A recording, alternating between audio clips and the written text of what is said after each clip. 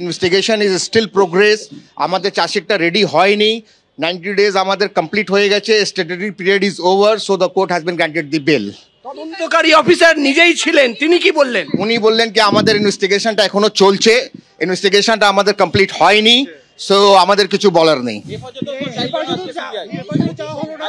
Condition, বেলের condition আছে, তো কন্ডিশন এটাই আছে কি as and when call for, যখন ডাকবে তখন যেতে হবে। সঞ্জয় রায়ের মামলায় যে এই মামলার প্রধান অভিযুক্ত, তার বিরুদ্ধে 60 দিনে চার্জশিট হয়েছিল, এখানে কিন্তু 90 দিনে চার্জশিট জমা দিতে পারলো না।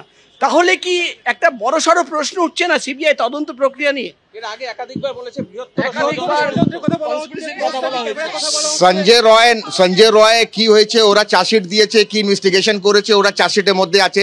মগর আমাদের ক্লায়েন্ট যেটা আছে অভিজিৎ মন্ডল, যাকে বেল দেওয়া হয়েছে, ওর এগেনস্টে এখনো কিছু পাওয়া যায়নি, সেই জন্য 90 ডেজ হয়ে গেছে, চার্জশিট দিতে পারেনি, বলছে investigation is still going on. আপনি একটা কথা বললেন কোর্টে দাঁড়িয়ে যে সাফার্ড 90 ডেজ, সাফার্ড ওয়ার্ড আপনি ইউজ করেছেন, এটা কেন? সাফার্ড 90 ডেজ কি without any proper investigation I have been in the custodies. এখনো যখন ইনভেস্টিগেশনটা এখনো চলছে, 90 ডেজ হয়ে গেছে, investigation is still going on.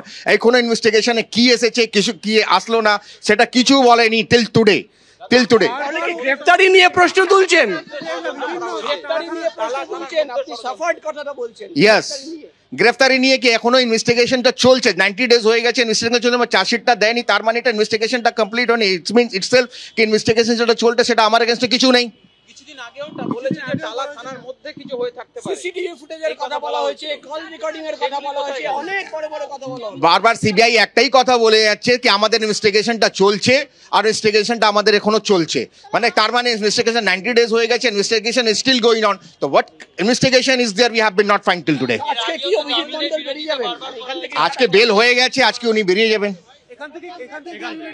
দেখে নিচ্ছি আমরা, এখান থেকে বের হবে না কোর্ট থেকে। সন্দীপ ঘোষ এই কেসে বেল হয়ে গেছে, অন্য মামলাতে কি আছে সেটা আমি বলতে পারবো না। আমরা দেখলাম আইনজীবী তিনি কিন্তু কথা বলছেন, এবং তিনি আজকে যখন এই মামলার শুনানি হচ্ছিল আমরা দেখলাম যে আইনজীবী তিনি কিন্তু কোর্টে দাঁড়িয়ে বললেন যে উই হ্যাভ সাফার্ড 90 ডেজ, অর্থাৎ আমরা 90 দিন, তিনি যেটা বলতে চাইলেন যে সাফার করেছি, বিনা কারণে জেলে থেকেছি। একদমই অভিজিৎ মন্ডলের আইনজীবী স্পষ্টই বললেন যে সিবিআই যেহেতু 90 দিন ধরে তদন্ত চালিয়েও কোনো উপযুক্ত তথ্য প্রমাণ আদালতে দর্শাতে পারেননি, সেই কারণেই তার জামিন মঞ্জুর হয়েছে।